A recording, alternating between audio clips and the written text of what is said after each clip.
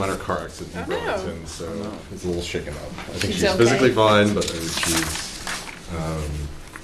she just said she was a little understandably shaken, so she may or may not come. And Hope and Emma can't make it tonight, right? They're probably- Apparently they can't make it. All right. It's the end of the year. Did you fiscal management policy, Jim? I think that was stats. Huh? That was stats report. On the fiscal management policy side? Yes. Do we want to just refer it from there? Do we want to talk about it? Yeah, Do I've you heard want that to put before. it on consent? Yeah. You said to remind you I about don't that know. before. That's- Yeah, because so, I was thinking Hope was graduating. and I don't know. Did you get my email about referring the fiscal management policy to the fiscal Oh, that's committee? right, she was. I got it Yeah, wrong. yep, you're so- right. Is that typical? What we try to do is try to have The policy decision. staggered. Yeah.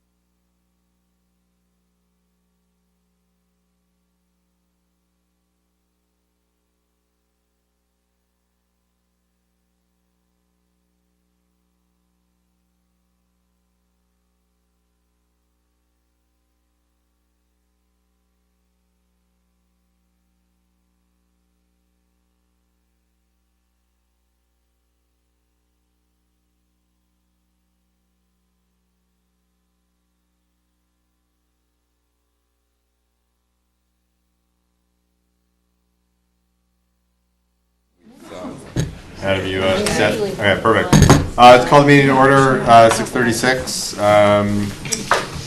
Wednesday, May 15th. Lisa, can I make your announcement or no? Oh, sure. Do you want to do it? I am going to be resigning from the board. Sad. I'm moving from Roxbury shortly, so will no longer be able to serve. Where are you moving to? I'm sorry. I'm moving to Plymouth, New Hampshire. Oh, we're losing you. So I will miss this and Yes. thank you all. Yes, we will miss you, We'll miss and you. thanks for your great service. And Lisa is working to find a replacement, so we'll be appointing someone as soon as we get that settled. So. Thanks for being here at the beginning of That's right. Montpelier-Roxbury. Yeah, you found a Yeah. member. Exciting times. Thank you. And then let's make a quick change to the agenda. Andrew feels that the fiscal management policy should go to the finance committee for review before the board discusses it. So let's just kick that up to pass the consent agenda, and we can just send it to the finance committee and have discussion. And I'm assuming you guys are on board. And then we can just get that out of the way. All right, any public comment? First order of business? Great. Hearing none, let's move to the consent agenda. Motion to approve the consent agenda. And have we approved the consent agenda? Do I have a second? I'll Yes. second. All those in favor? Aye. Any opposed? Great. So policy discussion, fiscal management policy. Andrew, you want to make a motion to send it to the finance committee? Do we need Yeah. a motion? I Well, don't know. Let's make a motion Yeah, anyways. 'cause I motion don't to have send the one. fiscal management policy to the finance committee. Second? Any discussion? All those in favor? Aye. Any opposed? Great. So Hope and Emma were not able to make the meeting, so we're not going to have the learning focus portion, which gives us one item left. Two. Wow. Well, one item with two, so one item. Neither quickies, I suspect. So first we're going to hear about language immersion from Mike Berry, and then we're going to talk about sex and drugs. So You're the lead-in to sex and drugs? Yeah, always. I like open for Mike. Well, thank you for having me here. I believe in your packets you had a document that kind of outlined a timeline for our language immersion exploration. Essentially, the big highlights of that are forming a committee that will look at some of the big questions around language immersion in Montpelier-Roxbury. The process, the consideration of if we're going to make a recommendation to the superintendent for the following school year, what timeline we would have to keep, but with the expectation that if we need more time, we take more time, and we just do it right and we do it thoroughly. I've outlined a lot on the document just in terms of the makeup of the committee, the process of questions, the role that I play on the committee, and then we're basically ready to start getting going and get this conversation started. I do have a dangling conversation with the Center for Applied Linguistics. They have agreed to work with us. I just have to work out the details, so I don't have a lot of those details with me tonight. The person that is assigned to our region has been traveling as part of her job, so she hasn't returned back to the office in Washington. I can answer questions, or I can dig in a little bit deeper. I'm not sure where we wanted to go. Can you go through the timeline, Mike, and Sure. and thinking like, just from your brainstorming, your experience? Yeah, so right now, essentially what I'm going to try and do is get in front of a lot of people, starting with our own staffs in each building. I have time with each staff to kind of talk about what language immersion is and what it isn't. That's part of many lessons learned from past experience implementing this program. It's important that educators in the system understand what we're trying to do or what we're looking at and what we aren't. So that's what I'm doing in terms of staff, and then I'll also be offering at least probably 2 parents and community member information sessions where I'll kind of walk through this same timeline and what our questions are and solicit some folks to join the committee and talk about the process of joining the committee. So that's mainly what I'm doing between now and the second week of June, is really getting going on that stuff. We've already created a web page.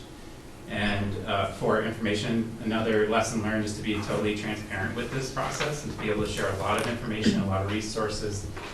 We'll probably video the parent community sessions so people that can't go can attend those. I'll offer to meet with anyone that can't attend. All of those things, really going above and beyond to be able to connect with people and share what's going on. In July, the committee would meet, talk about the process. I'd like to invite a representative from Chittinis that does have a language immersion program right now to come and speak to the committee about the process and implementation, be able to answer some questions. We'll form our own questions about Montpelier-Roxbury and what this means. We'll talk about probably some research assignments in between for each representative on the committee. So here are our big questions. Let's go out and let's talk to some people that have programs. And then we'll review some of the information from Cal about their guiding principles. They have a really thorough process available online for committees to walk through, considering logistics, sustainability, curriculum, culture in the schools, cultural identity standards, all of these different things. And then in September, we hope to visit a program as a committee, and also meet with the Center for Applied Linguistics. November, finalize our recommendations so that if there are any considerations in terms of budget, we would have that information in a timely manner. But like I said before, if we get to that point, we still have a ton of questions, that's fine. Let's adjust the timeline and do it right and have a good conversation as a community. Bridget? Thanks. This is so exciting, and thank you for coming tonight. It's great. I actually have several questions. Okay. The first is, actually, this is not a question, but it's just an observation. There was a committee that this district had that I think worked very hard on foreign language issues that predates all of us that are here. Actually, I think only Michelle was actually here when that committee existed. But I just wanted to flag that because it predated. There's still a lot of parents in the community that worked very hard on that, and there was a lot of frustration that that committee did that work and nothing came of it. I assume the report is available. in So the I will district. share, I actually But- met with 2 parents that were on. That's the- great. I was just going to say, I think Yeah. that would be great to try to continue Yeah. that loop, because I think those folks did a lot of work, and They it just mentioned that. didn't. Awesome. All right. So I just wanted to try to find a way to bring those folks into the process to some extent. Yeah. And then I was curious about the parents whose kids might be in the program, and how you see that, like, because this process, which is great, will involve a lot of contact with parents, but it was occurring to me that the parents whose kids might enroll in this are Sure. not yet in the district, right? They Yeah. don't have kids in the district yet because they're younger. And I'm interested in your reaction to that, and also, is it specifically what's under consideration starting in kindergarten, or is the possibility of it being in preschool on the table but not yet That's decided? a great question. I'll talk about a couple of things. One is that, yeah, you're right, that the target audience sometimes for this in terms of parents is 2 or 3 years out in terms of when we would start. So I tend to be upfront with that. We do have census information, so I'm able to share this and canvass a broader group of people, talk to preschool families specifically, send home information, do those things, and try and involve them in that way. The other thing is that I would say we looked at preschool and those components and when to start, and the research is pretty solidly clear about the developmental guidelines, and that kindergarten is the best target year to do that for a lot of reasons, including that it's a full day program, those kinds of things. It doesn't exclude language work at preschool level, Mhm. but they were very specific. Last time that I spoke to them about this, they were very specific about what to do and what not to do with that. It's mainly exploratory, it's play-based, it's a lot of opportunity to hear different language, but it's not as structured or immersive as we might do at a kindergarten, particularly in a language immersion program. So that's what I know about that conversation, but I think it's worth a conversation with preschool once we get established, if we get established what that would look like. But you're right, Thanks. you're talking to parents whose kindergarten students are going to be coming in potentially 1 or 2 years from now. And that's a group that I have to go out and seek to a degree in this conversation. Great, thanks. So I have a question, because it looks like you're doing this, which is great, but somehow I thought we were hiring a consultant who would evaluate our situation. Yeah, that's the CAL, that's the Center for Applied Linguistics. So those folks would come a total of 4 to 5 times for full days and also provide us research support in between. Oh, okay. So they'll be extremely helpful. But they're from Washington DC, so they will potentially only be here a couple times. We are, however, talking with Chittenden and East about partnering on having these folks coming and doing potentially a regional event, because there are a lot of schools that are looking at this. So we may be able to benefit by hosting that or having them a little more accessible. So we're working on that as well. I'm loving the fact that you're going to go visit a program that exists, and it would be lovely if some staff could go with you. Yeah, the committee would have representative members from the staff, general education, also English language learners, a foreign language instructor, things like that. Depending on where we go to visit, it makes a difference. Right. Chittenden East is relatively close and we can access that pretty easily. I think it would be valuable to also go to Mendon Upton in Massachusetts, which is a long-established program, Oh, nice. but maybe with fewer people from the committee. It's just always nice to see it in practice, Agreed. especially if you're not sure about it. Yep. Andrew. Yes, sir. So I think this is a very thoughtful process, awesome level of engagement. General question that I have is, what is the time commitment going to be for committee members? Like, how many times a month do you Sure. anticipate they'll meet? I anticipate it would be about 1 time a month between now and November of next year. That's just based on my past experience, but that doesn't preclude kind of research assignments outside of the meetings or potentially subgroups of the committee working on certain things. Or maybe it will just go super smooth and we won't need that many. But I would anticipate no fewer than 1 a month. Thanks. We do have a questionnaire for folks that are interested in being on the committee. It has about 5 questions, just generally asking about their interests, any questions that they might have ahead of time, things like that. Other questions? Is part of the evaluation process going to be also looking at building issues in space? Like Yes. where to physically house this, Yes. how to... Yeah, a big part of this process is really sustainability. It's a 5-year and beyond commitment in terms of space, staffing, curriculum development, all of those things. So there's a lot of logistics that we'll be looking at. Part of my role with the committee will be to research those things and provide feedback to the committee on what I found in terms of facilities, staffing, embassy programs, partnerships, all of those different things that we can find and talk about. I'm thinking space, they're all in a space now. It's a reorganization of the people that are in it. That doesn't solve staff issues, but Yeah.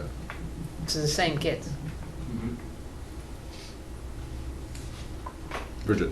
I have one suggestion that just based on the board's ongoing conversations and commitment to the diversity, equity, and inclusion principles and policy that the board adopted. And I know from conversations that we've already had with the superintendent that those principles are already part of the thinking around this program.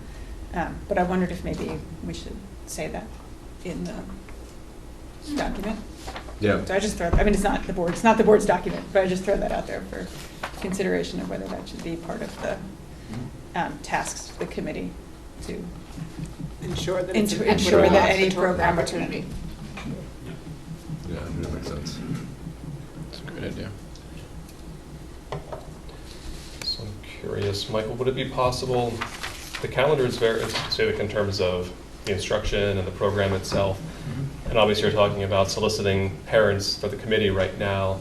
It would be nice for parents to know maybe some mile markers for when feedback would be available from them, or to get maybe some rough drafts, just for more parent and community input, to expect that, hey, by July we should be able to see a rough draft, or just to have...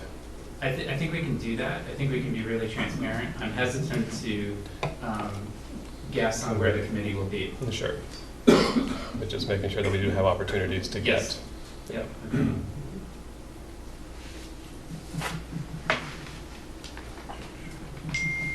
Great. Yeah.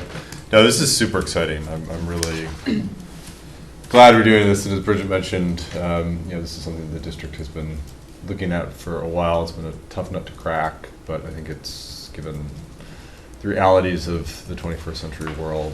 I think we need to broaden language opportunities, and this is a really creative and great way to do it. So I'm excited to see how this process unfolds. If a community member was interested in being on this committee, they would...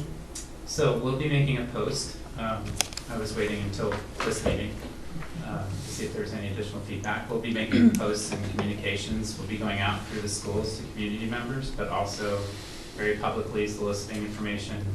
Like I said, in the next month, the general goal is for me to get in front of a lot of people in a lot of different places and just talk about this.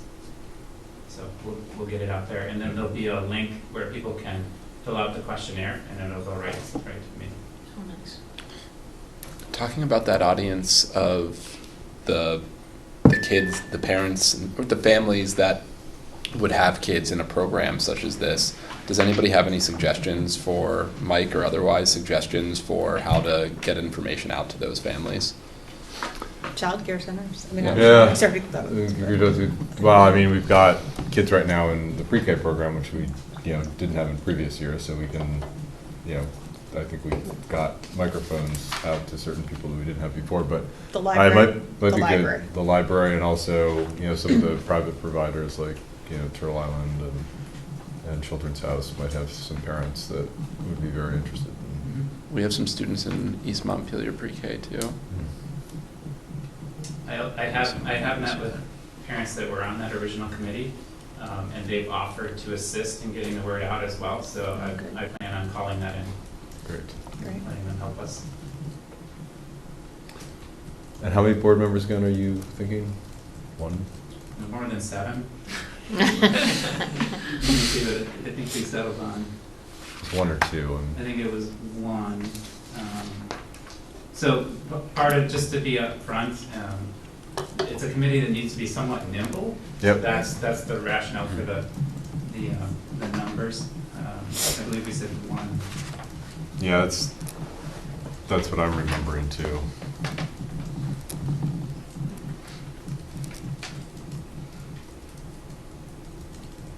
Well, you're lucky because we're a very nimble board. Agreed. Yeah, so we're going to give some thought to who might want to do that and who has the time and can be nimble.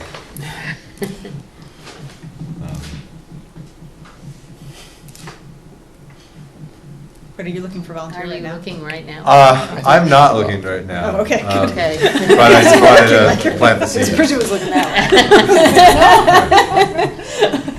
way. Yeah. I mean, if people want to say they're interested now, then, but I don't think we need to make any decisions. But just, something to think about, because it sounds like this might be coming together relatively soon. Okay, fantastic. Thank you. Thank you, Mike. Thank you so much. I'm just gonna stay right here. Oh, are you on next as well? He's So he's in a supporting role. Yeah, so I think before I hear from the Mikes, we're going to hear from a couple of community members who've talked to us and been very involved in this issue. Barbarina Heydahl and Andy Crane. And Andy works with Planned Parenthood, so she has expertise, although I think she's going to give us a qualifier that she is not speaking on behalf. Ditching the name, ditching the job. I'm Barbarina Heydahl. Thank you so much for having us. I'm a mom. I have 4 kids. 2 of them have attended Montpelier High School. I don't have any fancy letters after my name, but Andy and I became good friends because she's a midwife. I had wanted to be a midwife. She has babies. I had babies. And we share a passion for all things sexuality and talking to kids about sexuality. And I run a small philanthropic fund, which has me working in politics. And I'm deeply fascinated by how power works in our country and our culture. And there was really 2 events over the past few years that you and I talked about a lot, which got us thinking about how we talk about sexuality with our children. And the first was the breaking of the Harvey Weinstein story. I went to hear Jodi Kantor speak at UVM. She was the New York Times reporter who broke the story. And I went with a friend who works as a lobbyist in the State House, who has put up with quite a lot of sexual harassment under our Golden Dome. And as interesting as Jodi Kantor's presentation was, in some ways what was more powerful was hearing the questions that were addressed to her, predominantly by UVM students. And the final question was basically, what do we do with these men after the accusations and the immediate consequences that they may face? And my friend and I, on our drive home, both of us parents of sons, realized and big and tangled a question as that is. What really interested us was, how do we not raise another generation of Harvey Weinsteins? The second thing for me, Kavanaugh hearings. I'm old enough to remember the Clarence Thomas hearings. And at the time, in addition to the all-white, all-male Senate Judiciary committee members who were running those hearings, it seemed like, based on polling, there was a consensus among the broader public that Clarence Thomas could not have done these things, and therefore it was completely justifiable to humiliate and vilify Anita Hill. As bad as that was, I felt like in watching the Brett Kavanaugh hearings, there had almost been a shift to maybe he did, maybe he didn't. It doesn't really matter, at least when it comes to a man taking power. And I just thought about it as I watched this and had lots of conversations with my 16-year-old son. What kind of a message does that send to our young men and our young girls? That what happens to a girl's body is really not of consequence in terms of our young men's later lives and the power that they may get.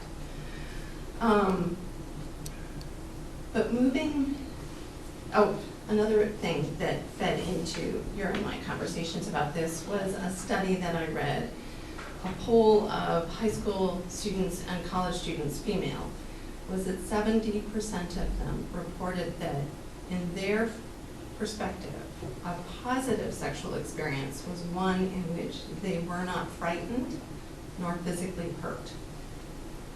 And I just felt that was such a heartbreaking low bar.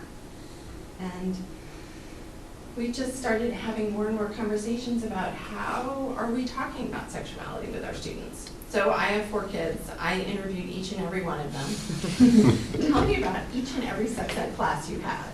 And it was fascinating. I think words matter, and this is just one aspect of what we talked about.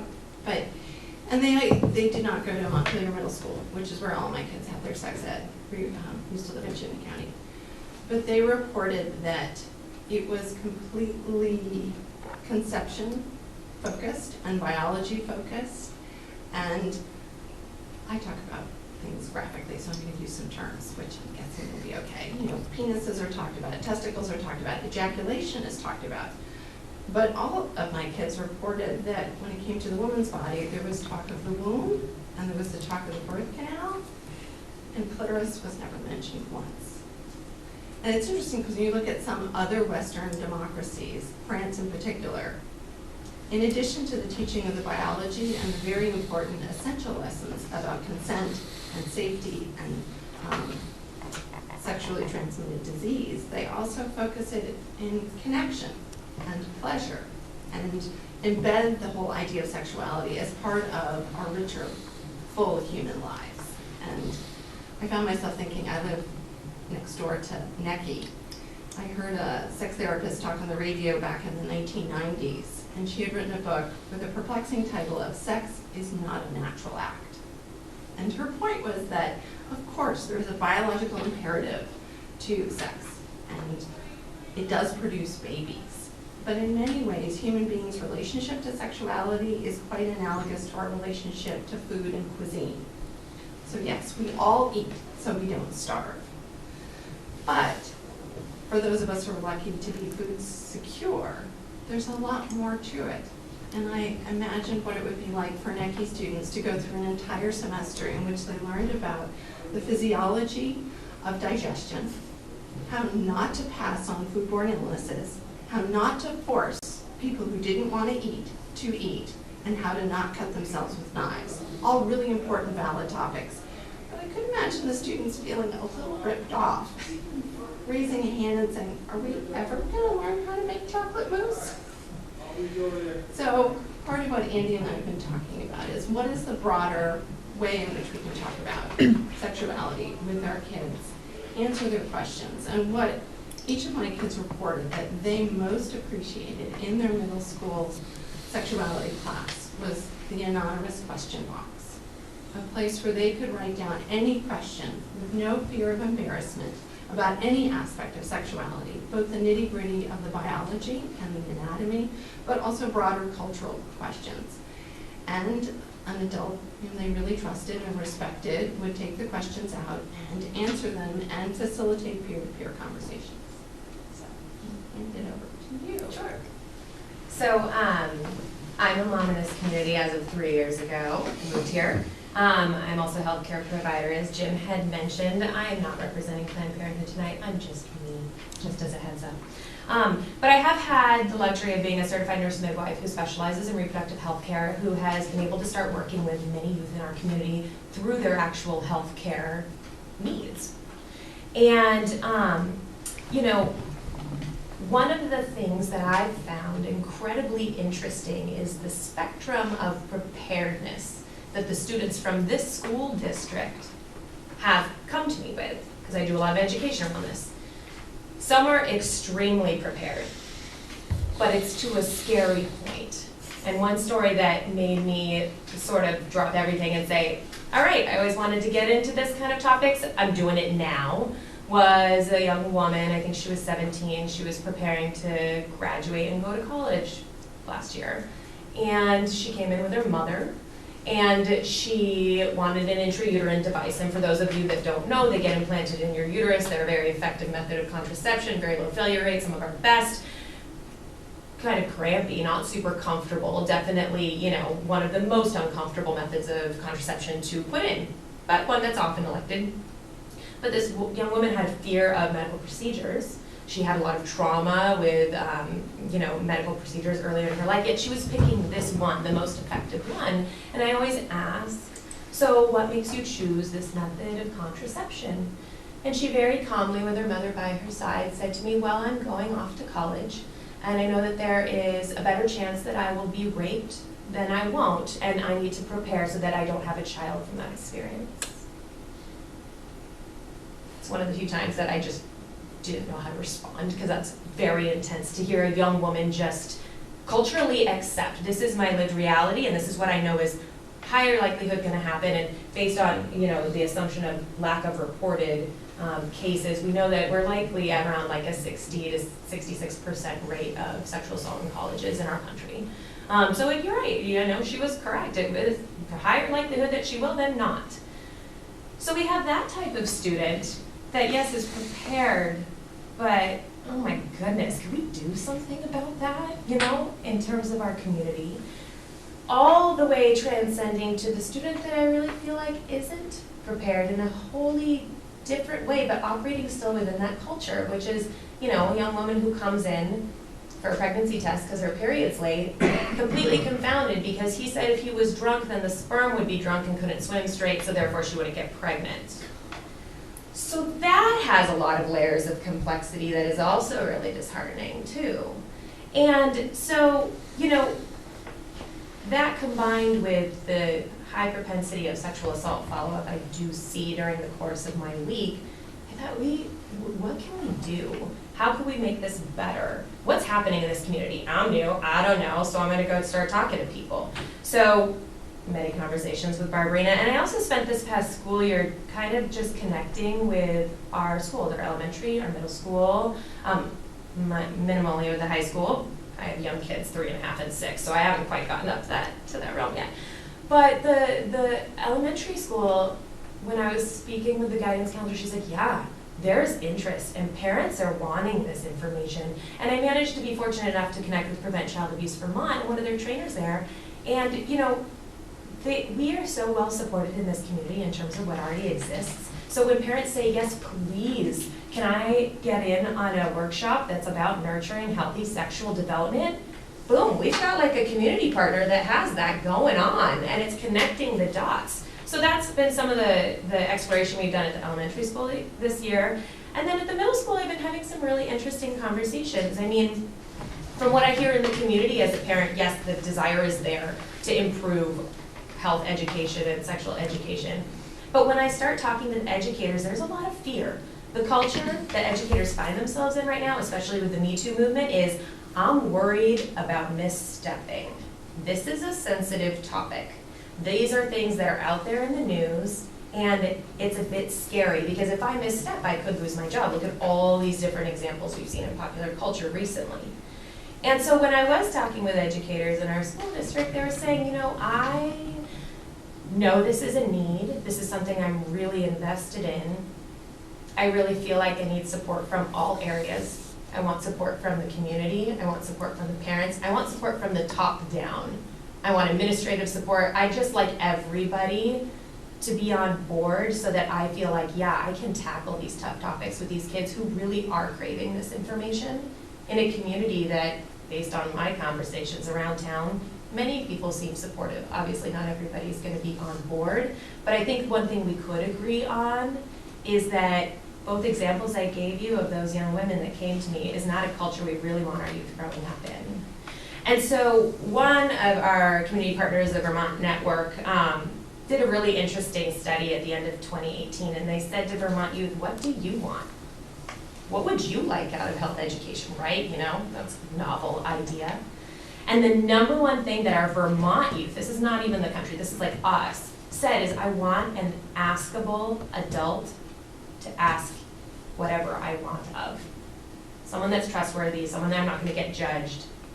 And knowing teens, likely in a way where they're not going to have to stand up and raise their hand because it's not the age or the hormonal milieu of what happens, right? So in terms of those opportunities or setting those cultures of that anonymous question box where someone who is that askable adult can answer those. And, you know, creating a culture where kids, yes, can help shape the education they want, but yes, this is a grander community context and conversation.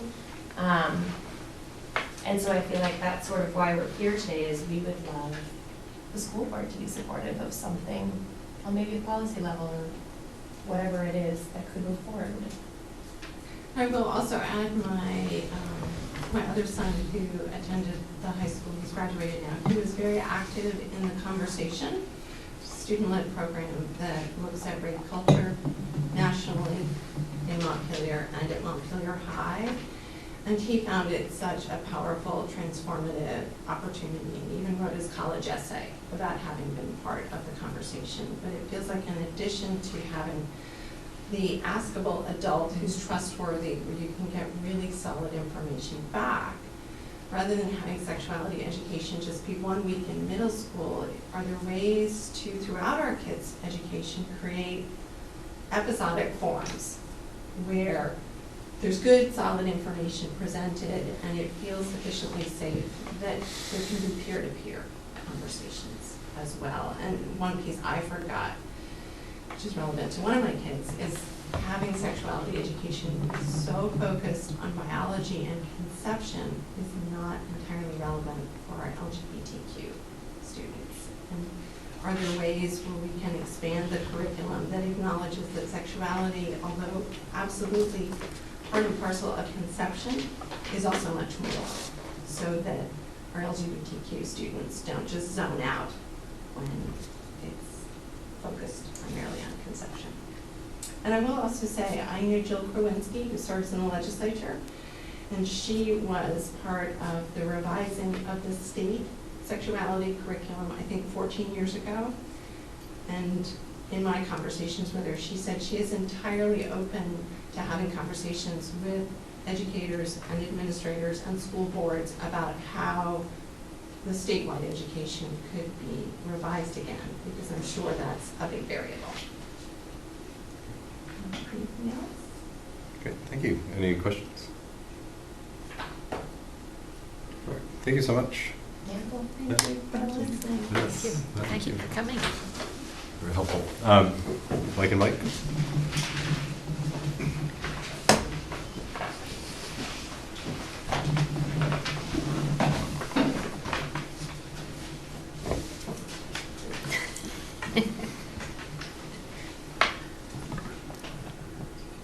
Just the question.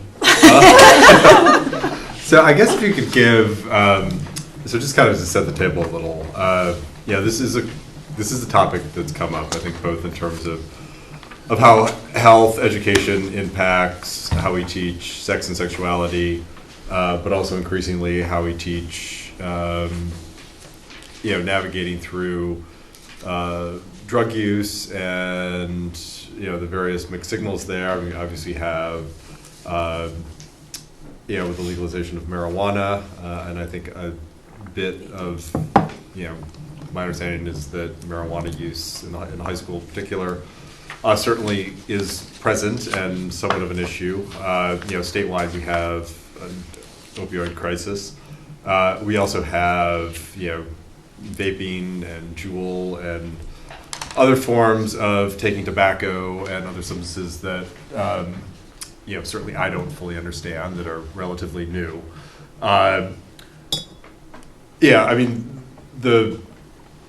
The board does not get involved in setting curriculum or, what's happening in the classroom, but I think in terms of, we hear this from the community a lot, I think there are a set of values that a good portion of the community share in terms about approaching this in a really progressive way that prepares our kids for a complex world and allows them to be, full adults who make wise choices and are able to make fulfilling choices. So I would love to hear kind of what the approach is at the high school, what the approach is from a curriculum level, and what the board can do to encourage that, we, one, have given you the tools and the direction to do what you need to do as educators, And then second, I think, a point that was made by Barbarina and Andy, what can we do to broaden the conversation? Because I think just hitching these complex issues on what we teach in certain classes isn't going to cut it. That this has to be, we have to find ways to connect with community resources, to have broader conversations, to bring, the full adult community in, and really look at this as a community issue. And the board is the liaison between educators and the community. I think we have a natural role there. Anyone else want to add before they delve in terms of things you'd like to either hear or things I missed? I definitely want to hear about the middle school as well as the high school, which I assume Mike's able to do. Yeah. Sure. So I can speak to this. So just tell me if it feels like it's too far afield or not exactly what you're looking for. Andy and Barbarina and Libby and Jim and I met earlier this year, and that's had my wheels turning and has led to some specific action too since that time.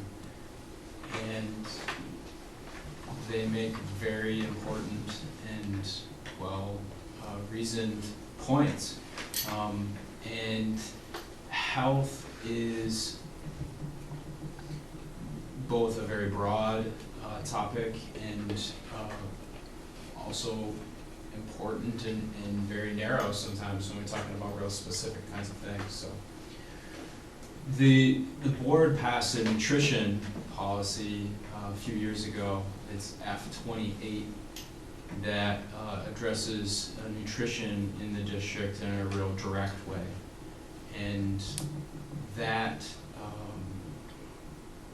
doesn't touch anything around health curriculum in the way that Andy and Barbarina are talking about, nor does it sort of get at this larger cultural issue of misogyny and what we can do to unpack that and to improve that experience for our young people and our broader community. So where are we? I think one is there's a need for vertical alignment in the specific health curriculum in the district. If you remember, maybe some of you do, that we added FTE to middle school health just recently. Yeah. And so there's an element of that taking hold and for those educators to begin collaborating. And Libby's already asked Mike to lead a group of the health educators to get together and to look at, what is it that we're actually teaching with direct health curriculum, pre-K-12. And so that needs to happen and is underway. And then the second thing is there's this real need for a comprehensive approach, that there's these real targeted times in a health class, but what else are we doing, and can we pull some of those things together and have more of a strategic approach rather than the conversation is great at the high school. How much is it dialoguing or working with existing curriculum in courses, including health curriculum? But our English department did a really thoughtful and progressive gender unit in the English class this year, 10th grade, that partnered with Outright Vermont. And so, how much would there be a need for sort of like an audit to see what we're doing and how those things are sort of coordinating together? We have a wellness initiative. Do our guidance counselors need to be a part of that vertical alignment? Do they need to be grouped together separately? Those are all things to consider. Nursing, how much is there overlap with what our nurses are doing and how they're interacting with our students? And then, what kind of opportunities are there in the community to partner more and to involve parents? And along all those lines, there's probably an opportunity to communicate. Like, for example, this year, not only spurred by conversation raised in the community, but also just from our own students telling us that in the health curriculum needs a fresh look, particularly around our LGBTQ plus population. We've really worked to make that more inclusive. We've had health educators attend workshops that have been held by the Vermont Higher Ed Collaborative that is really, it's outright Vermont that's been doing those, and they were in such high demand in the state that they ended up running several sessions. So we're not alone in the need to update those experiences and make them more inclusive. And then, there's lots of different quality existing curriculum, whether that be the things that many of our students participate in the Unitarian Church with the OWL program, or Planned Parenthood, or Advocates for Youth, or working directly with Outright. All of those are things that have been filtered into our students' lives and into our school life. So should we strengthen those partnerships, would be one of the questions probably on the table as an opportunity. And then, when you think about the quantity of direct instruction, it's really pretty minimal for middle schoolers to have it as an elective, and that has increased just recently. But high school expectations around the state, including Montpelier, are just a half credit, just a semester's worth of health. And so for us, that's been 4 units. We've done mental health, addiction, sexuality, and disease. And in my conversations with our health instructors, it feels like there's so many things that are left off the table, but you really don't have a lot of time with that expectation.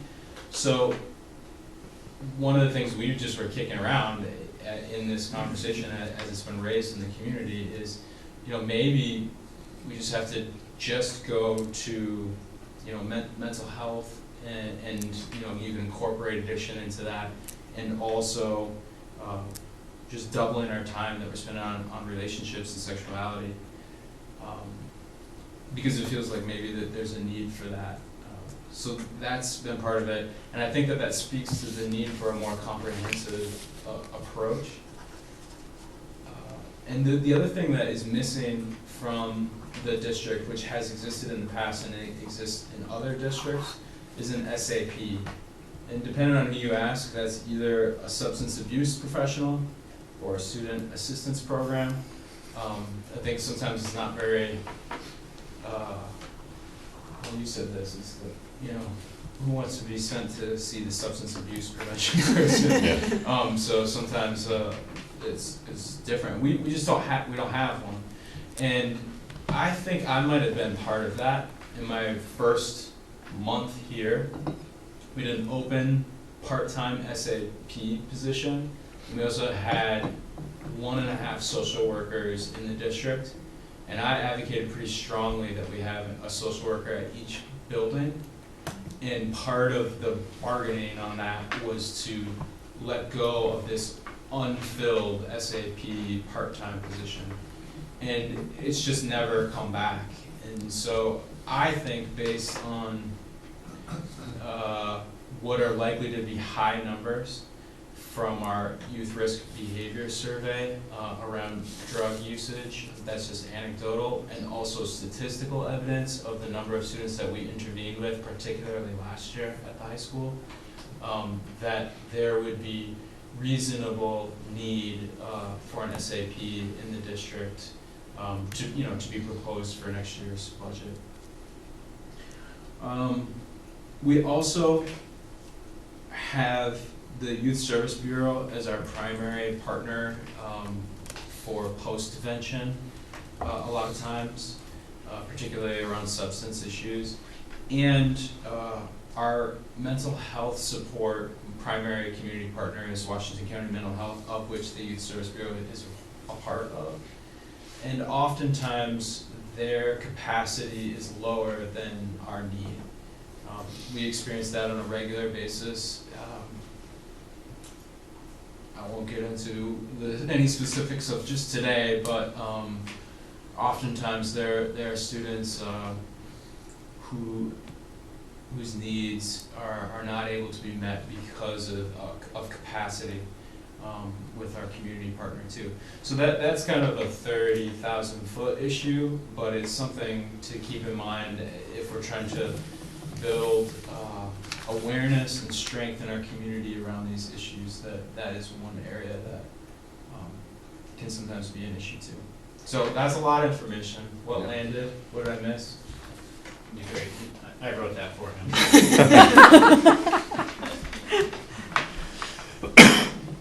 On that last part, Mike, can you just provide general, I know you don't want to get into specifics, but can you just provide general examples of the types of needs Yeah. that you feel are out there? One of the What do you things see? that I can say with confidence about a state need is temporary residential mental health support for youth in the state. There's always a shortage of beds. Mhm. And so sometimes, if there's a real shortage of beds, we'll have a student that ends up at the screeners, and what that means for self-harm. And the screeners don't have anywhere for them to go. So maybe they're okay to go home. And if it's not Um, beds, it's people. They don't have any people to Yeah. provide support to the Another family example too. would be that student has an identified need or reference from us or from someone else for a counselor, and they might be on a 6 to 8 week wait list. Or more. Part of Washington County Mental Health's challenge is that they're trying to develop different business models, and it's truly a business model. So they're working within this pod function now. And if you're not a school district who has purchased a pod, which we are not because we don't have that great of need, I mean, that's significant support, and they don't have enough to go around for every district. So if you haven't purchased this pod, you can't access their services. What is it, it's a pod? It's like a group of professionals that work within your school buildings, and work directly with kids. So they have, cases and a list, a client list basically. And so places like Washington Central, Northfield, and Williamstown have much higher need for that type of support and have purchased pods, and it's working out very well with them in a very collaborative nature. But when we have the one kid who pops up that desperately needs mental health support, because it is with us, we can name the kids, right? We can see them. It's not a group. We can name them. Washington County says, sorry, you don't have a pod, and we don't have any extra people outside of our pods. So it's a business model that also gets in the way of support. However, they don't have anything else to offer kids and families who need the support. And so they get on these long waiting lists. We had a kid on a waiting list for 6 months, and we finally just went with a different provider, a different provider that's not as strong And to support the kid.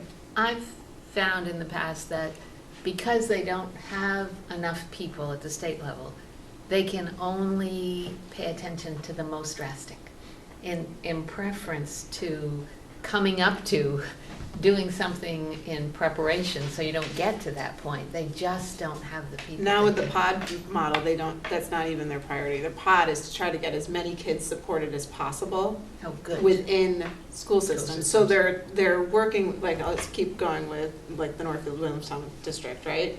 They're working with more kids in that district, and they're influencing more kids positively, but it means our kids don't get the service. And we could have the most challenging kid in the state, and it wouldn't matter right now for Washington County Mental Health. It just wouldn't matter. It's just not within their realm of ability to support us.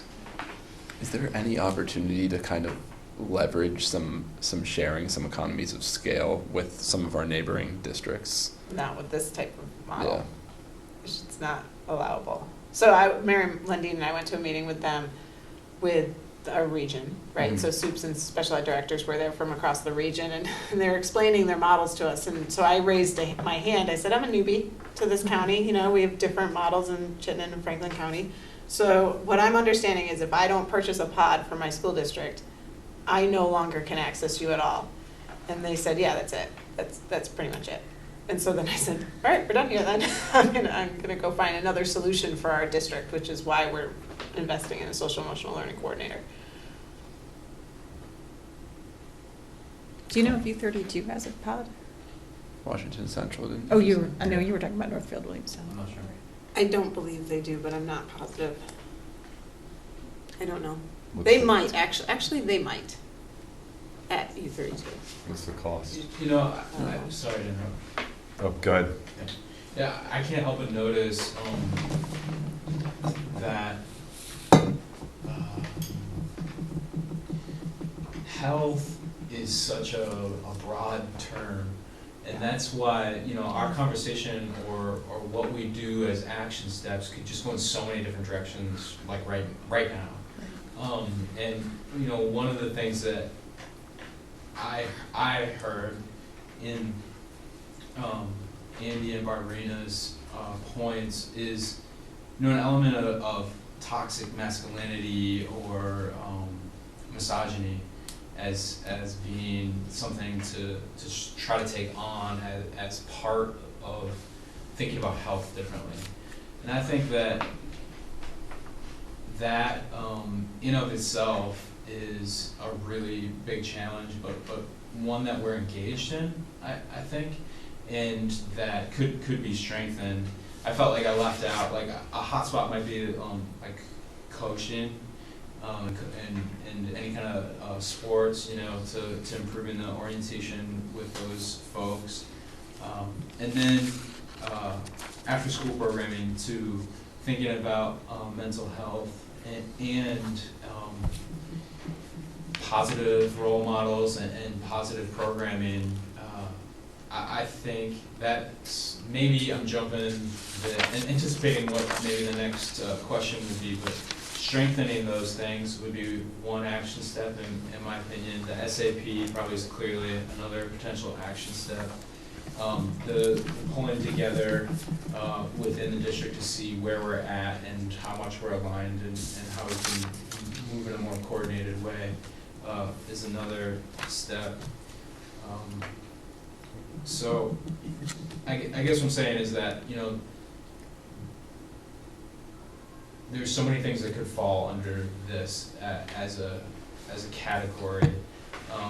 And isn't it kind of like all about health? So I'm just sort of cautioning us to say, you know, what is it that we're trying to zero in on? Because right away we started to go down a mental health path and community partners with Washington County Mental Health, which is a rich topic. And so, you know, how broad might we get if we're not careful with that? And Mike, just to point out that, so he and I, we've sat in 4 meetings around health, 4 or 5 just this year, and mind you, I've had no other curricular conversations with parents this year. And on the total Right. ends of the spectrum. Right, Of, so- like, we are being way too explicit, we're giving way too much information. I want Yeah. notified so I can pull my kid out of this, Mhm. because this is my responsibility to teach my kid to, whoa, no, you're not, this needs to be way more in depth. There's a question there. Go ahead. She had one Oh, down there first. Lisa, sorry. Well, it seems to me like there should be a policy. There's a nutrition policy. I think that, you know, the diversity, equity, and inclusion policy sort of touches on some of this, and maybe it addresses it enough to direct the district, but perhaps there needs to be something stronger from the board. Tina. And I was thinking, since I spent so much time in middle school, and about what you talked about was, I'm not sure how comfortable the faculty is that goes without, beyond the health faculty, and you want somebody that kids can talk to, that want to talk to it. And I don't want to add yet another thing to the teacher's plate, but then again, maybe we need some more training or, and it's a big assumption, but on middle school being a little different, but that's where all the questions begin. Yeah, I think along the lines of the anonymous question box, I mean, that's They do just a that. totally reasonable idea and one that a lot of schools employ. I've been a part of that. I've been in that room with seventh graders. And it was good. I think it went well, not in this district. I didn't. But I think that part of pulling that team together can be thinking about that suggestion and thinking about how to improve the direct instruction around curriculum and continue to update it to be as inclusive as possible. So that seems like it's in the works to me. Good. Richard, do you have your hand up? I'd really like to hear more, if Mike is able to do it. I don't want to put you on the spot, about exactly what the curriculum is at the middle school now. So I can talk a little bit about what we've been doing, and I offer it not as an excuse, but part of the challenge. As Mike mentioned, when we say health, as we started to pull together this group for me to meet with, it went from health educators to health educators and guidance counselors, health educators, PE teachers, guidance counselors, and nurses, to general ed classroom. So that was part of the initial conversation, is what is it we're talking about when we say health curriculum. So we've started to have those conversations at the middle school, and this is my understanding, I don't want to misrepresent it, but my understanding is that for a period of time, there wasn't health-specific education in at least 2 grade levels. That was my understanding too. And now they've added it to one of those 2, and I believe that the conversation is to add in that final, I think it's 7th grade that doesn't have it right now. So that's the conversation that's happening there. I have time scheduled with the health educators there to talk to them. Essentially, when Libby, Mike, and myself started talking about this, what I wanted to do is meet with the health educators, which is, depending on the school, a variety of different people in different positions, and hear from them what's going on in health education. What is the health curriculum? What is it that you see as the challenge? Where do we need to start this conversation? And the immediate interesting thing was that it wasn't just the health educator. It was, oh, you should meet with the nurse as well, and our guidance counselor, and we have a parent volunteer in the general ed classroom at the elementary school. So it is a very broad group of people to talk to about what's going on with health education, but it has begun. The middle school has been looking at 2 specific curricula in terms of what they are doing for health education, and I have a scheduled meeting with them next week to hear their feedback on those 2 pieces that they've been looking at. Is that around sex education particularly, or just health in general? I think it's around health in general, however, there's a strong emphasis on sexuality. And in terms of the amount of time, that's like a 6-week segment in a particular year, I or? apologize. But I mean, it's not very much, I think, I don't, is my understanding. The feedback I heard from them was that it's not as much as they want to be doing. I think it's moved around a lot. I think that's part of why it has come up in the community, is the amount of direct health education that students have had is varied. And I think that's one of the opportunities that we see collectively, both as a community and as administration, to be more consistent and invest more in it, I think. And a challenge. What are you gonna take away from? Thank That's you. that's a challenge. So, If you're taking the time for that, what are you not Right. taking the time? right. Ryan, did you have your hand up? I think it has ebbed and flowed with the priorities of different administrators and different boards, to be honest. And probably students too. Slightly related, but maybe going the opposite direction.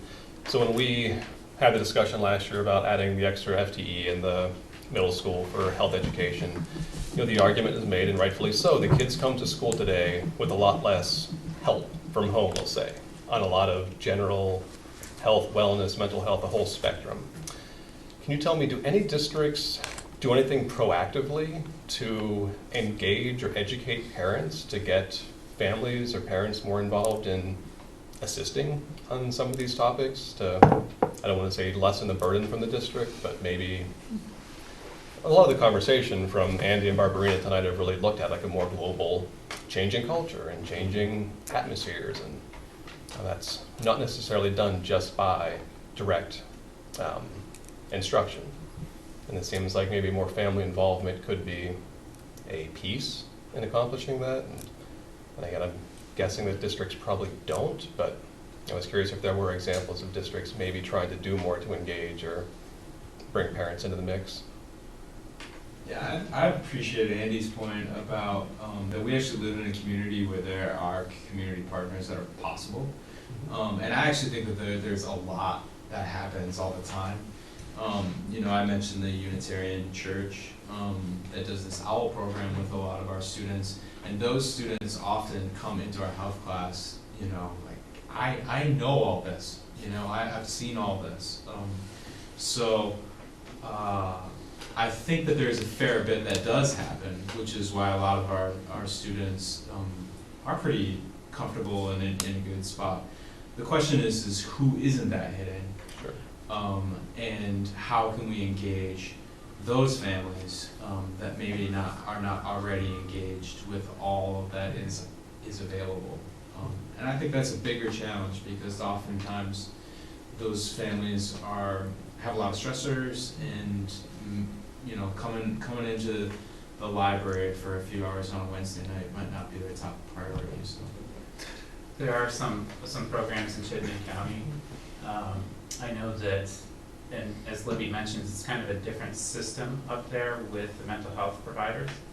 I know that Camel's Hump Middle School, for example, has a program for, I forget the name of the program, but it's for families, and they do everything from nutrition education to sexuality conversations, very supportive process, and it's a small cohort of families that are identified of need, but there's a tremendous amount of partnership that happens through that. And then also they do have an SAP model where that person is helping to coordinate a lot of parent education. It's connected to some grants and connected to the CDC health curriculum and standards. So it's really pretty structured and guided in a good way. But again, as Mike said, it really partners with community partners, and there's fewer of those up there. So there's even greater opportunity here. Are we being intentional about using opportunities, just kind of drawing from, you know, past high school experience, where, you know, things like prom, things like the culture on some sports teams, et cetera, things frankly that kids oftentimes are very cued into, the at least subtext of some of those things tends to be at odds with other messages we're sending. Are we intentional about taking those opportunities to reinforce the right messages and use those as education opportunities rather than things that might be, you know, counterproductive to values we're trying to instill? I think in some areas we are, Yeah. in some areas we can do a better job. Yeah, I agree. It's yes and no. You know, I think that there are areas that we can do more. Like the one area that I'm going to recommend to Renee and to all of you is I think that there's potential with coaches. And remember that our coaches are basically volunteers, right? A lot of times we have open coaching positions, and we're so thrilled for all of you coaches out there. Thank you. Like really, they spend a tremendous amount of time with our students, and so you know, how might I or the system strengthen their understanding of how to support students and take on some of these issues that are often a problem or could be a problem for our young people. And you know, around prom, that's something that we've done each year is, you know, talk about the risks at this time of year, and graduation too. You all support Project Grad, which is an important piece of that puzzle and gives us a chance to dialogue about it. And there's also the challenge developmentally of running into the DARE program. I mean, or the impact that the DARE program has had statistically is that it makes it worse. And so last year we did some direct instruction around marijuana with students, and we paid a fair amount of money to have somebody come in. We did a parent night, which was not well attended, and students, you know, it was mixed results. Like there was a little bit of you're so lame, you know, and you don't really know what you're talking about. And so we had a hard time teasing out how effective or how useful that was when we felt like we were addressing and trying to engage our students in a conversation about drug use in a whole school manner. And I'm not sure, you know, I mean, I just talking to students, there was mixed feedback about whether or not that was useful. Do you think policy guidance from the board would be helpful? What would it be? Yeah, that's what I was wondering. What would I'm it- daunted by what it would be. What? I'm a little daunted by what it would be. I'm a I little mean, daunted by what it would be too. I we guess don't- my question is,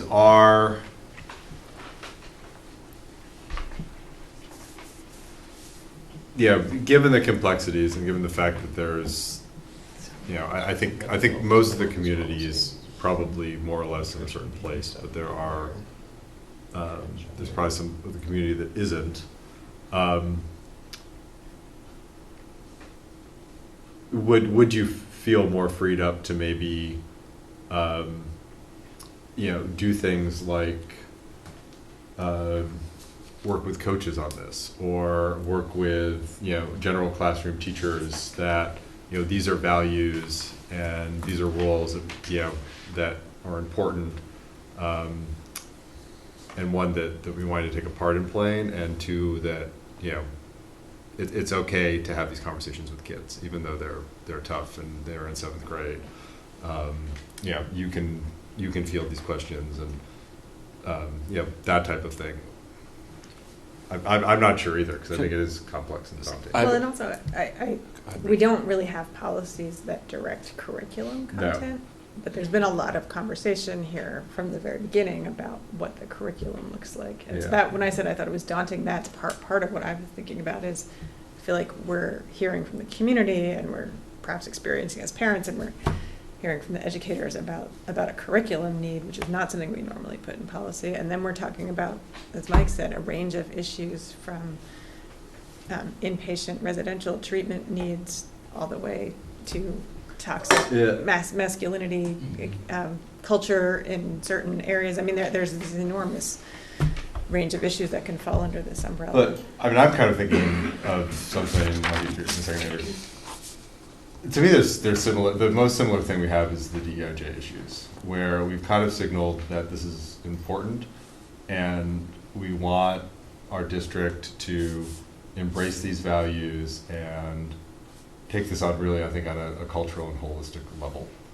But we're not going to say what people should be doing in classrooms, you know, what curriculum changes, et cetera, but kind of have set, you know, a value post in the distance that we really find that, you know, the value of equity, diversity, and inclusion are important to the district, and we want to, you know, support that and, you know, kind of signal that we care about that. And some of these, you know, when you say rape culture, not everyone is going to say, oh, that's something that we should accept and, you know, and be telling our kids is out there. I don't think so. When you first asked, I don't know, maybe, but I think given the diversity, equity, inclusion policy that has been passed, I think that as an educator, I would lean on that, to be able to point to that around things like, well, you know, why would you support the conversation? Why would you take class time for that kind of thing? Why would you read, you know, speak in English class? Why would you partner with Outright Vermont? All of the things that we're working towards having a more inclusive and equitably conscious school system and experience for students, I think that you could point to that policy, and I would. And I also think you have a drug and alcohol policy, which is there. You know, maybe it's worth revisiting or something, but it's there. And you have a nutrition, policy. So do any of those take it directly?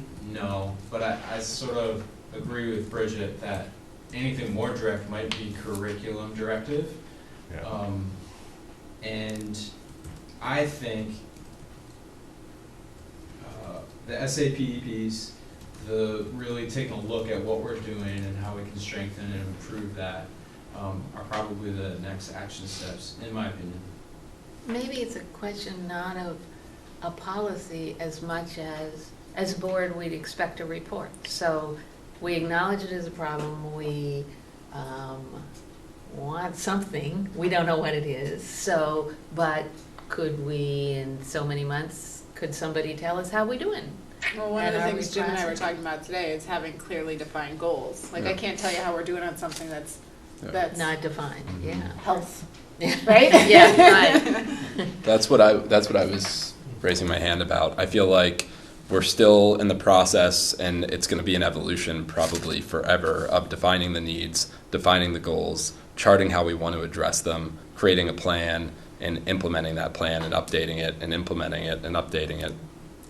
That's Yeah, I think kind that's of a really nice point, Andrew, in this, and in the sense, and this is putting like my fallacies on the, but there's a lot to, particularly the gender piece that is here now that I don't fully understand, because I never experienced it, and it wasn't part of my education growing up. And I don't have a community around me like that. That's a big learning piece for me, and I'm not alone in that, in the adults in our education system. And so some of this is gonna go slower than some people want, because our learning process is there, and we have to allow for that learning to happen, expect it to happen, not say it can't happen, but we have to allow for the time for that to happen, for that learning process. Bridget? But I am wondering though if I mean, the counterpoint to the policy, why the policy is difficult is that it does prompt reporting. And so as Tina said, having reports back would help the board stay on track about what's happening. So I'm just kind of echoing what several people have said, that I feel like I don't feel very good about just leaving this meeting with no next step from the board, because I feel like the issue is pressing and that the community concern is really there. So I'm struggling with how we could have, whether it's pieces of the issue that we know are the district's moving forward on, and we want to make sure that we're hearing about them regularly. And I would definitely want the community, broader community involvement to be a part of any of those initiatives if they're going forward. Or if it's having the administration come back in a given period of time to have more specific objectives that could then be the basis for reporting. I'm open to different approaches, but I'm not thrilled about the idea of just having the conversation and that's the end of it tonight. Yeah, I agree. I think it would be helpful to kind of scope a strategy, like what do we want, what would be helpful too. Sometimes what happens to the board too is not you specifically, but somebody comes to say, okay, now we need an SAP person, which maybe I've never heard about before. And it seems to come out of the air for the board. You've been working on it for 4 years and now you've decided. So that's my theory of the reporting, is not only how you doing, but where you going, that goal of what do you need to get there. I don't have any idea. I'm twice as old as Libby, so I'm in a different generation of how that goes. So I agree. I hate to leave with nothing. I'm not sure what the something is. What if we? Yeah. So Thank you. this is not, we go through years of doing language immersion discussion. And because it's curriculum-based, It's developed by the professionals who know how to develop the curriculum around it. We support it though, and we're visible about supporting it. This is a different kind of need. And you know, if we don't do this right, kids commit suicide. So I feel a different sense of urgency about the board supporting something to be put together to address these kids in crisis, because they are in crisis.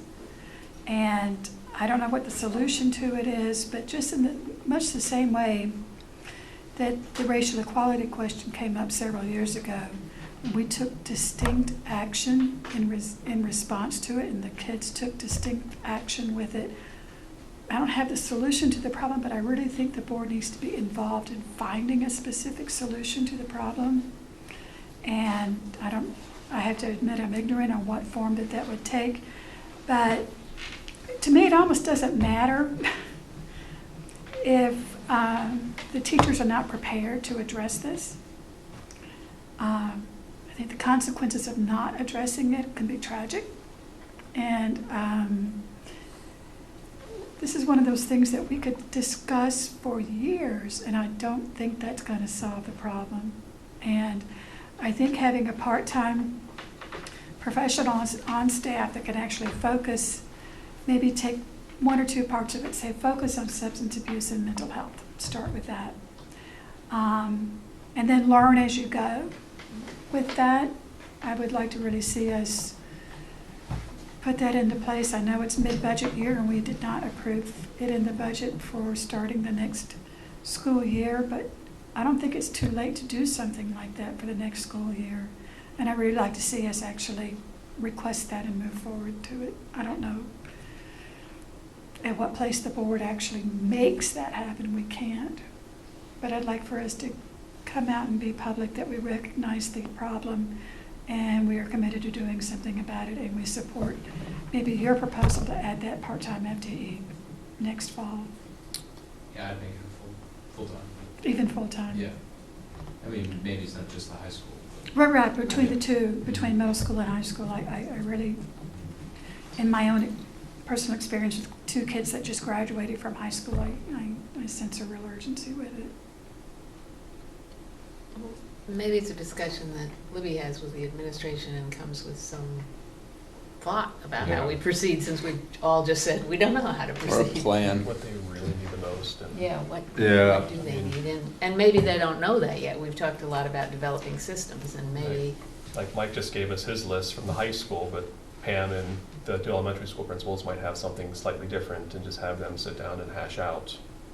These are the couple things that we could do almost immediately to see some positive change.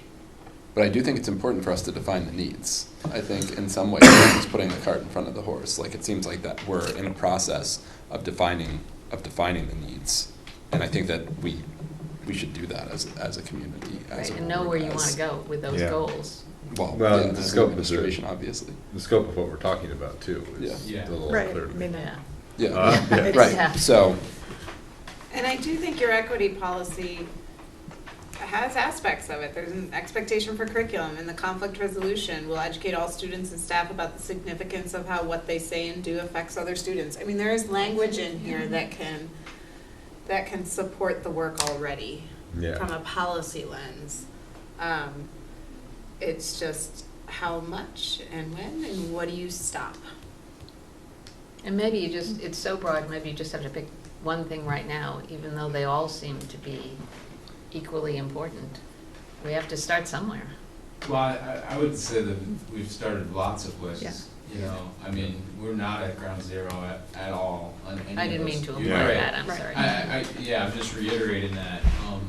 It doesn't mean that we aren't without problems, but, you know, if we're talking about LGBTQ plus support, you know, could we do more? Yes. Do we do a lot? Yes.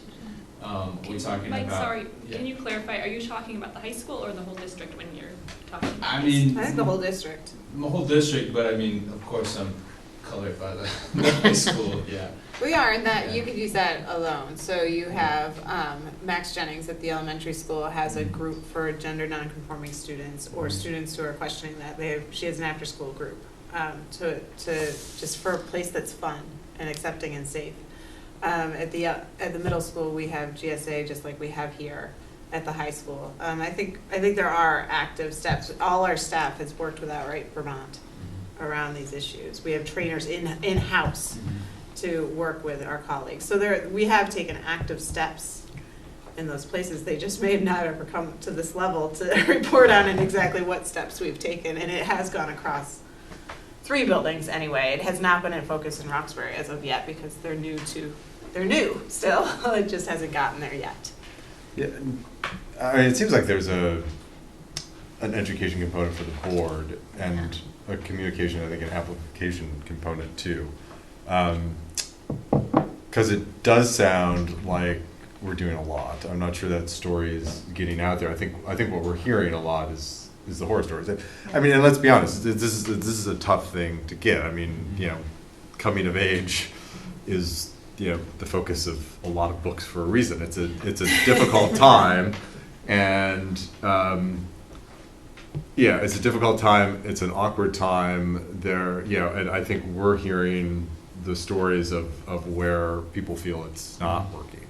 Yeah. And I think to expect it to work all the time is probably unrealistic. But I'm not sure that the board has a full understanding of all the things that are being done. To Becky's point, I mean, should a 1.0 FTE for an SAP be put in place, that takes some pressure off of our social workers, and it takes some pressure certainly off of our administrators. It's a collaborative effort with Matt Nisley, so I could see how that piece alone could not get rid of problems, but certainly help support our students in a way, and support our overtaxed social workers and administrators in a way that we currently can't support them. What about if we created, so if it sounds like the board would like something tangible to come out of this. What if we requested an asset map which would chart out our strengths and resources with regard to addressing these health issues based on the 4 buckets Mike brought up before? I don't know if that seems out of the box or not, but that would show us, here are the professionals, here are the external groups, here are the different courses that we're offering, that type of thing. It would also inform the community. Yeah, it would inform the community and it would inform us. The 4 buckets being the 4 topics in health class? Yeah. Is that what you mean? I just saw Mike's face. Yeah, I mean, Yeah, he's looking at his paper like, where are the 4 buckets? Those are the buckets, but something like that. Something, it doesn't have to be those buckets, but some. We can I'm certainly sure. do that. We can Yeah. certainly do that. And then that you could show us, where do we need, where is the need in light of this? Here are all of our strengths, here are all of our resources, but here's where we really need some extra help, and here's how this SAP would fit in. There's also going to be a natural big chunk of new information from the Youth Risk Behavior Yep. Survey. That's When gonna does that out come out? soon. Probably this summer. June. Yeah. June. Yeah, and so they oftentimes districts will put together a little committee that includes students and says, okay, here's our data. Wow, we're really high in this, really high in this. What are we gonna do about it? And there might be a natural opportunity to utilize that for student leadership, to involve faculty and maybe a board if somebody wants to join in on that. And seems likely that it could lead to this suggestion that I see a lot of nodding heads for around FTE. And then the other thing to me seems like if you're looking for an action step is, I don't want to volunteer Mike for anything, But since you're sitting there. He has a team that he's putting together to look at this more direct health curriculum question. Maybe there's a little paragraph that ends up in the superintendent's report about what's happening, so you can get an update about that in the short run. I was Can I just ask about thinking. What's the plan for community and parent involvement as you move forward with the process? I mean, I heard a reference to aligning the health curriculum K-12, and I know that you said you're working with the educators as the starting point. Yeah. How does that unfold, and how do you wrap parents and the community and the students into that? It's a great question. I was starting with who's teaching health. Yeah. And, part of the challenge, frankly, is just the time of year Mhm. and sorting that out. We don't have a lot of time to pull a large amount of people out of the classrooms. That was a big consideration. Yeah. So right now, I think there's a couple different directions we could go. There is a high-quality inventory around health education. I say that loosely because it involves other things. It involves like nutrition and things like that, that the CDC put out to schools through I forget the acronym, but it was CCC, something like that. In any case, it could be a guiding force for that group, and that could involve representatives from the community as well. And then we could think about what that looks like. I think the timeline is a little tricky right now. It's May. And, so in terms of that work, seeing how we can get organized between now and the end of the year and what that timeline would look like, I think is the next question that I would volunteer Mike to talk about. So the short answer is yes, the community members should absolutely be a part of that. Figuring out who that group is and what the work is, I think is the question that I hear from this group. And how do you choose? Like I said, I've had 0 conversations about how to teach my kid how to read, but I've had 5 conversations with different parents about what should and should not be in front of my kid in health class. So whose voices, I would caution us in thinking whose voices are heard in that. I think it's tricky. And we don't involve parents when we're talking about math curriculum necessarily. That's right. What, for right or for wrong, we don't do it. I mean, I'm not putting a judgment statement on that, but they're not part of the math committee that we're working on right now. So that's a tricky one. I do think the idea of hearing, and maybe from your committee we'll hear about it, I was thinking of Andy saying she came from somewhere else and she knows a lot about it, and yet she went to the elementary school to try to find out, to the middle school to try to find out, okay, what about a parent that doesn't have her background knowledge? Who in the school system would you go to ask? Who would you, if your child needed help, say they go to? Are we clear about that? Or do we have anybody to go to? All those things are Yeah. tricky. But to your point, I mean, obviously one thing that differentiates this is just how pervasive it is with the rest of our lives. I mean, one is not going to have or not have a healthy relationship depending on, what's taught in calculus class. So, Yeah, and we're in a political spectrum that this Yeah. is in our faces a lot. Yeah. Yes. It doesn't, whichever bucket you're talking about, it's in our faces a lot. Yeah. And it gets a lot of news. Well, and coverage. it just the tentacles stretch to, I mean, they're complicated tentacles, and they intertwine everything. To Becky's point, I mean, this, these are issues that cause people to take, drastic and very tragic action. So it's complicated and it's high stakes. So I mean, I'm kind of thinking that. Just kind of continuing this conversation with the administration, so we're educated and checking in. I think Andrew's suggestion is a great one. Suggestion, figuring out more of what we have and learning more and just assessing as we go along. Because I think there's, for a variety of reasons, a policy probably doesn't make sense, and I think we want to definitely stay out of areas that we shouldn't be in, and I think we do have some great guidance and policy that signal our values.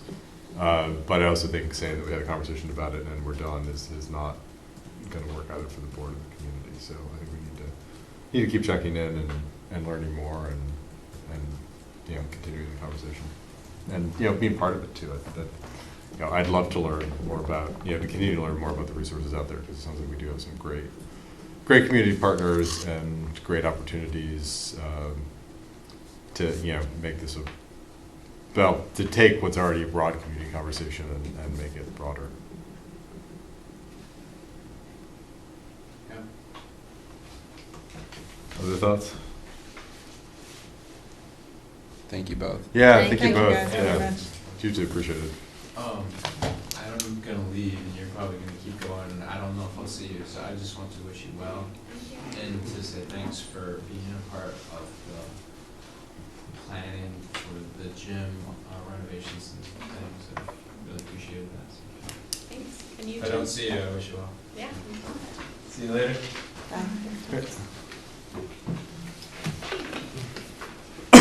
So I think we're at motion to adjourn. I also want to thank Lisa for all her fantastic work.